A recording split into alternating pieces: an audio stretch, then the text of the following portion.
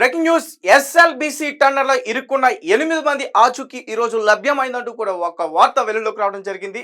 అంటే ఇప్పటి వరకు దాదాపు ఆరుగురు కార్మికులు అలాగే ఇద్దరు ఇంజనీర్లు అందులో ఇరుక్కుపోయారు. వాళ్ళని తీసుకురావడానికి చాలా ప్రయత్నాలు అయితే జరుగుతున్నాయి. ఇది గత 7 రోజుల నుంచి కూడా జరుగుతుంది.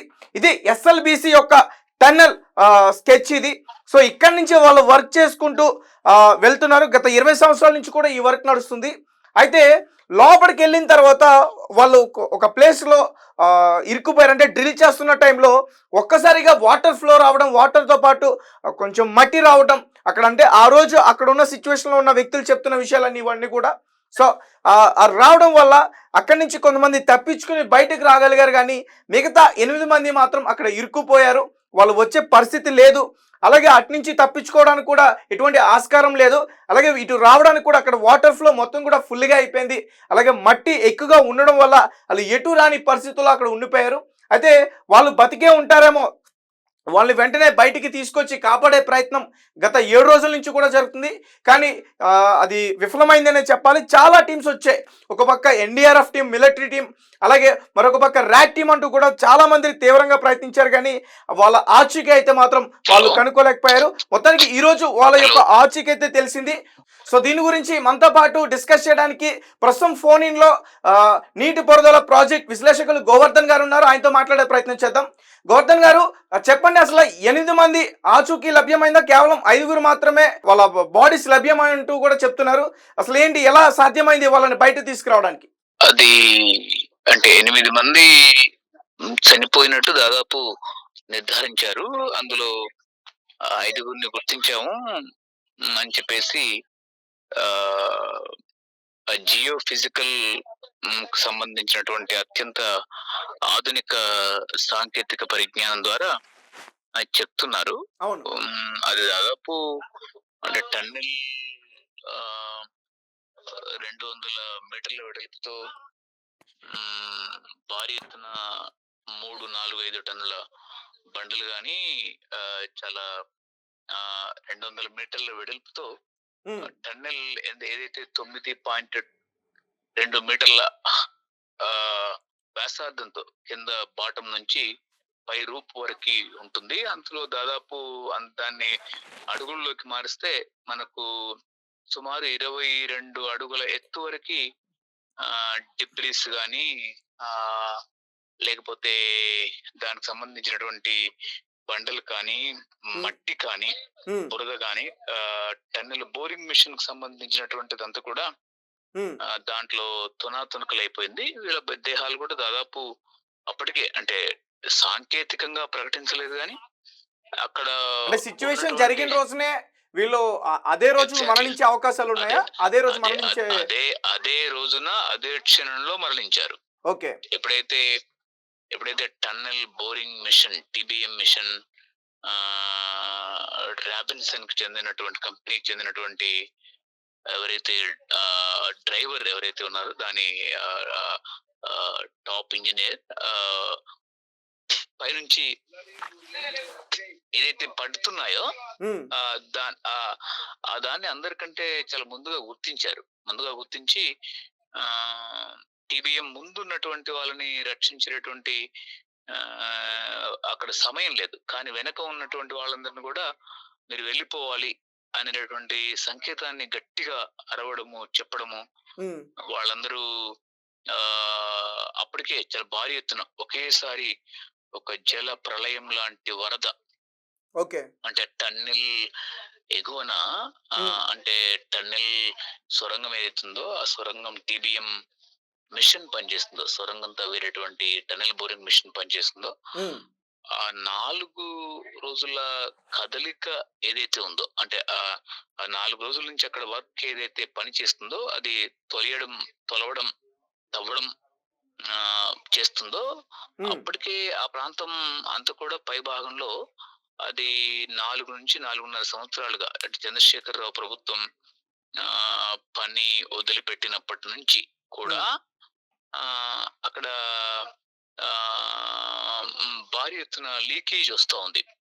ఆ లీకేజ్ ని ఆ రోజునటువంటి తెలంగాణ రాష్ట్ర ప్రభుత్వం, భారత రాష్ట్ర సమితి చంద్రశేఖరరావు ప్రభుత్వం అప్పటి నీటిపారుదల శాఖ దాన్ని బంధించలేదు, అరికట్టలేదు. దాన్ని వాస్తవంగా దాన్ని వదిలేసింది. దాన్ని వదిలేసేసి హ్మ్. చేతులు ఎత్తేసింది. అంటే అది సంక్లిష్టమైనటువంటి పార్ట్ అని చెప్పేసి.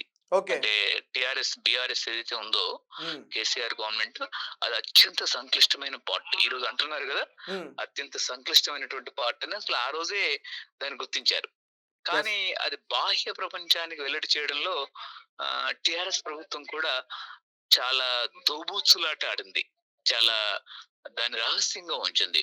ఓకే. సార్ దాన్ని అంటే ఎలా ఇప్పుడు ఎలా ఇప్పుడు సార్ అంటే ఇప్పుడు సిట్యుయేషన్ చెప్పండి. అంటే ఇప్పుడు అది ఇప్పుడే ఐదుగురు ఐదుగురు బాడీస్ అయితే ఆ మట్టిలో కూరుకుపోయి ఉన్నాయి.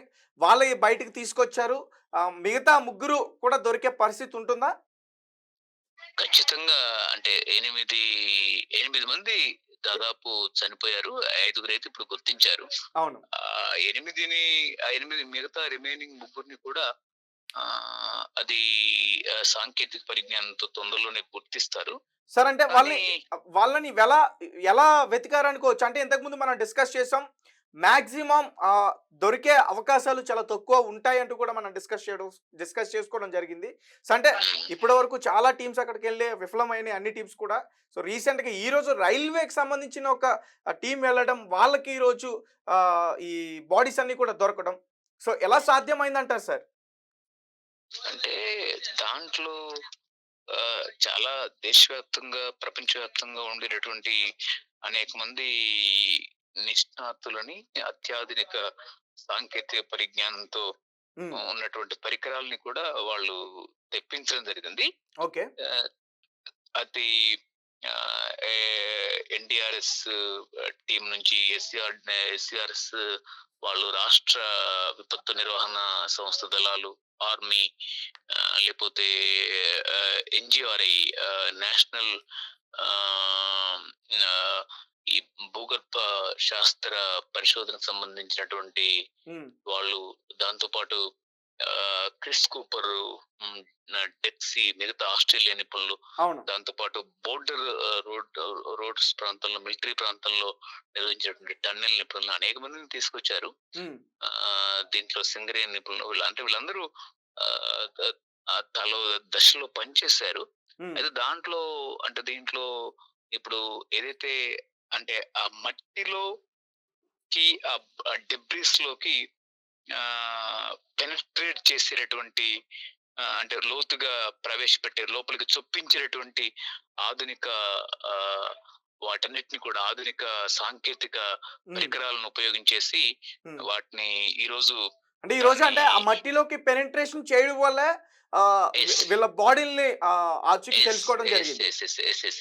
అక్కడున్నాయి అంటే దానికి అడ్డుగా చాలా మట్టి ఉంది. చాలా పెద్ద పెద్ద బండరాళ్ళున్నాయి. ఇవన్నీ ఉన్నాయి. హ్మ్. అవి ఒక్కోటి బహుశా ఒక్కోటి ఒక బాటంలో, ఎత్తులో, వాటన్నిటికి సంబంధించినటువంటి ఒక్కో దశల్లో ఉండొచ్చు. మోస్ట్‌లీ దాదాపు అన్నీ ఎక్కువ భాగం ఆహ్, అడుగునే పనిచేస్తారు గాబట్టి, డెబ్రీస్ అట్టడుగుననే ఉండడానికి అవకాశం ఉంది. కాబట్టి వాళ్ళను అంటే వెనకో ఆలస్యంగా తీయడానికి అవకాశం ఉంది. ఎందుకంటే ఇంకోటేంటంటే, అక్కడి నుంచి ఆ శిథిలాలను కానీ, ఆ డెబ్రీస్ వాటన్నిటిని కానీ మరో ప్రాంతానికి తరలించేటటువంటి అవకాశం లేదు. ఇంకోటేంటంటే, పైనుంచి వచ్చినటువంటి వరద ఎంత భయంకరమైనదేంటి అంటే, హ్మ్. మనకు వేసవి దాదాపు ఎప్పుడో ప్రారంభమైపోయింది. హ్మ్. ఆ టెంపరేచర్స్ కూడా బాగా పెరిగిపోయి, అంటే ఇలాంటి సమయంలో కూడా పైనుంచి వస్తున్నటువంటి వరద తాకిడికి టన్నెల్ బోరింగ్ మిషన్ దాదాపు చాలా భారీ, కొన్ని వందల టన్నుల గల, 400 టన్నులు గల టన్నుల బోరింగ్ మిషన్ హ్మ్. అది 80 మీటర్లు కొట్టుకుపోయింది. అంటే 80 మీటర్లు కొట్టుకుపోవడం అంటే అది ఆషామాషి విషయం కాదు. అంటే వరద తీవ్రత ఎంత ఉంది అనేది ఇక్కడ మనకు గుర్తుంచుకోవాలి. అంటే వరదతో పాటు అక్కడ మరికొన్ని ఏమొస్తుందంటే ఆహ్, భయ ఆహ్, దాని పైన ఉండేటటువంటి భారీ ఎత్తున బండలు. కింద స్పేస్ మనకు దొరికింది. ఆ టనెల్ బోరింగ్ మిషన్ ఎప్పుడైతే గత 4 సంవత్సరాల క్రితం ఆ ప్రాంతాన్ని తొలిచిందో, ఆ ప్రాంతాన్ని తవ్విందో, హ్మ్. అక్కడ ఒక స్పేస్ ఏర్పడింది. అక్కడ ఒక పెద్ద ఏర్పడింది. ఆ స్పేస్ ఎంత అంటే దాదాపు ఆహ్, ఆహ్, కొన్ని కిలోమీటర్ల పాటు ఒక పెద్ద పెద్ద స్పేస్ ఏర్పడింది.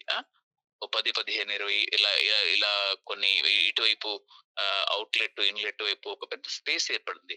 యెస్. ఆ స్పేస్‌లో నేను తగినంత వాటర్‌ని నింపొచ్చు, తగినంత బండరాళ్ళు నింపొచ్చు అని చెప్పేసి పైనుండేటటువంటి వాటర్ ఎప్పుడైనా అది దిగువకు ప్రవహిస్తుంటుంది. అంటే మామూలే అది సాధారణ భౌతిక శాస్త్ర నియమమే నీరు పళ్ళ మెరుగుతుంది అనేది. హ్మ్. కాబట్టి దానికి గ్రావిటీ దొరికినప్పుడు అది అప్‌వర్డ్స్ లో వెళ్ళదు కదా! డౌన్‌వర్డ్స్ లో వెళ్తది కదా! డౌన్‌వర్డ్స్ లో వెళ్ళినప్పుడు అంటే నీటి ప్రవాహ వేగం మరి స్టీప్‌గా అంటే హ్మ్. పూర్తి ఏటవాలుగా నిట్ట నిలువుగా ఉన్నప్పుడు దాని ఫోర్స్ ఎక్కువగా ఉంటుంది. ఓకే. నీటి ప్రవాహం నీరు ఎత్తుకు ప్రవహించాల్సి వచ్చినప్పుడు అసలు అది ఎగువ వైపుకి అప్ స్ట్రీమ్‌కి అసలు వెళ్ళదు దాదాపు. హ్మ్. రైట్. సార్ అంటే అప్ ఇప్పుడు స్ట్రీమ్ మిగతా ముగ్గురు ఆచూకీ కూడా తెలిసే అంటే ఇంకా ఎక్కడైతే ఆ మట్టుందో బురదంతా కూడా అక్కడ ఇంకా హ్మ్. పెనిట్రేట్ చేస్తే ఇంకా ముగ్గురు ఆచూకీ కూడా త్వరగా ముగ్గురి ఆచూకీ కూడా వెళ్తుంది తేజ. ఇంకో విషయం ఏందంటే చాలా కీలకమైన విషయం. వీళ్ళందరూ పాపం చాలా సుదీర్ఘమైనటువంటి ఉత్తర భారతం నుంచి, జార్ఖండ్ నుంచి, ఆ ప్రాంతం నుంచి వస్తున్నటువంటి వాళ్ళు. అవును. వీళ్ళకి ఇటు జేపీ కంపెనీ కావచ్చు, లేకపోతే రాబిన్సన్ వాళ్ళు కావచ్చు, వీళ్ళకు చాలా చౌక కూలీలుగా, చాలా చీప్ లేబర్‌గా వీళ్ళని హ్మ్. ఉపయోగిస్తున్నారు. కొద్దిమందైతే దాదాపు వాళ్ళు వాళ్ళు సమాజం ముందు, ప్రపంచం ముందు పెట్టారు. మాకు రూ. 800 రోజు కంటే ఎక్కువ ఇవ్వట్లేదు. ఆ రూ. 800 కూడా 3, 4 నెలల నుంచి ఇవ్వట్లేదు. మా భార్య, పిల్లలు, కుటుంబాలు, తల్లిదండ్రులందరూ కూడా చాలా ఇబ్బంది పడుతున్నారు. హ్మ్. అత్యంత ప్రమాదకరమైనటువంటి ఒక ప్రాణ ప్రమాదకరమైనటువంటి టన్నెల్‌లోకి అంటే టన్నెల్‌లో పనిచేయడం అంటే ప్రాణ ప్రమాదం ఖచ్చితంగా పొంచి ఉంది అనేది దానిలో ఉంది. హ్మ్. అది ఇప్పటికైనా తెలంగాణ రాష్ట్ర ప్రభుత్వం, హ్మ్. తెలంగాణ కాంగ్రెస్ రాష్ట్ర ప్రభుత్వం, అటు రేవంత్ రెడ్డి ప్రభుత్వం ఖచ్చితంగా వీళ్ళకు చనిపోయినటువంటి కుటుంబాలకి 2-3 కోట్ల రూపాయలు ఇవ్వాల్సిందిగా మేము డిమాండ్ చేస్తూ ఉన్నాం. ఓకే. రెండోది వీళ్ళకి రాబిన్సన్ కంపెనీ, దాంతో పాటు జేపీ కంపెనీ వాళ్ళకి ఇన్సూరెన్స్ కూడా చేయించాలి. ఇన్సూరెన్స్ ప్రీమియమ్స్ ప్రకారం కూడా యెస్. వాళ్ళకి భారీ ఎత్తున డబ్బులు ఇవ్వాల్సినటువంటి పని ఉంటుంది.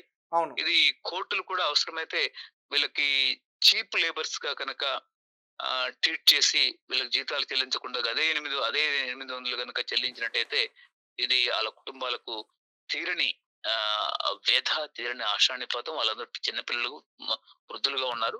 హ్మ్. కాబట్టి కోర్టులు కూడా సుమోటోగా జోక్యం చేసుకొని దీంట్లో పెద్ద కంపెన్సేషన్ అటు సుప్రీం కోర్ట్ గాని, రాష్ట్రంలో ఉండేటువంటి హైకోర్ట్ గాని జోక్యం చేసుకొని హ్మ్.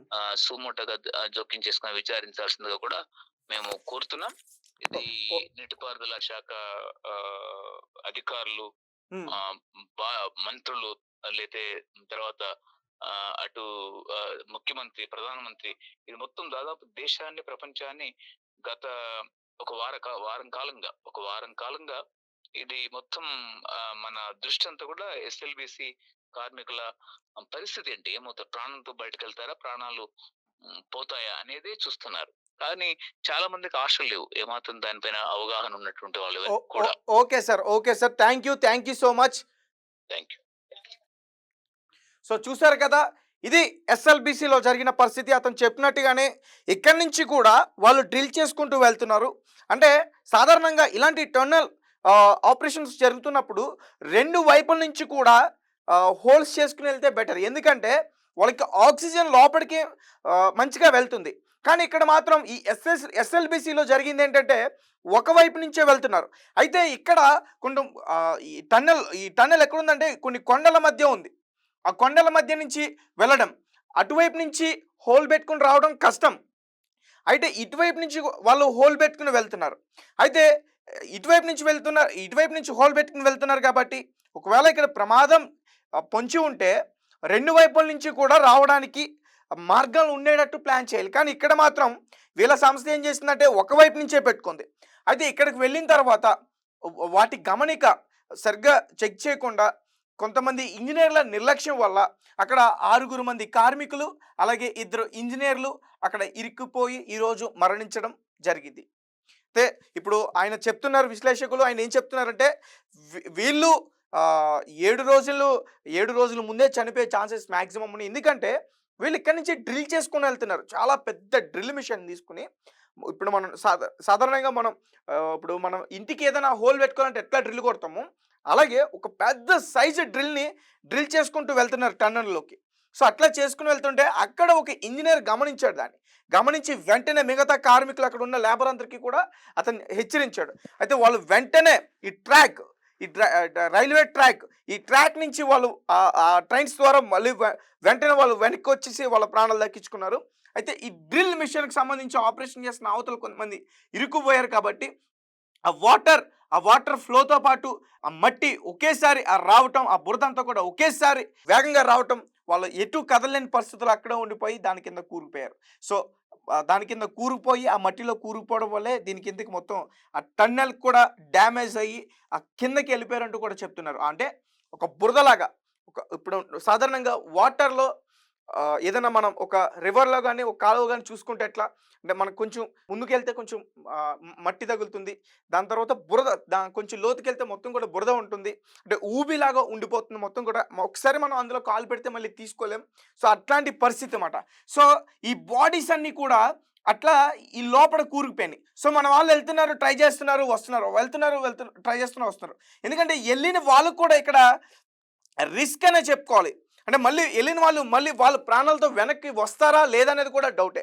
సో, మొత్తానికి ఈరోజు అంటే ఉన్న సంస్థలన్నీ విఫలమైనా కానీ అందరికీ గ్రేట్ అని చెప్పుకోవాలి. ఎవరి ప్రయత్నం వాళ్ళు చేశారు. ఎన్‌డీఆర్‌ఎఫ్ గాని, ర్యాట్ టీమ్ గాని మొత్తం అందరూ కూడా కూబా గాని అందరూ కూడా వాళ్ళ ప్రయత్నాలైతే వాళ్ళు చేశారు. బట్ వాళ్ళు విఫలమైనా గాని ఈరోజు రైల్వే సంబంధించిన సంస్థ మొత్తానికి వాళ్ళ ఆచూకీనైతే కనుగొంది. దాదాపు 5గురు ఈరోజు వాళ్ళ బాడీలైతే లభ్యమయ్యి వాళ్ళు ఎవరు? వాళ్ళ ఇంజినీర్‌లా? లేకపోతే కార్మికులా? అంటే ఇద్దరు ఇంజినీర్‌లు ఉన్నారు. అలాగే మిగతా 6గురు కార్మికులున్నారు. ఎవరనేది గుర్తిస్తారు.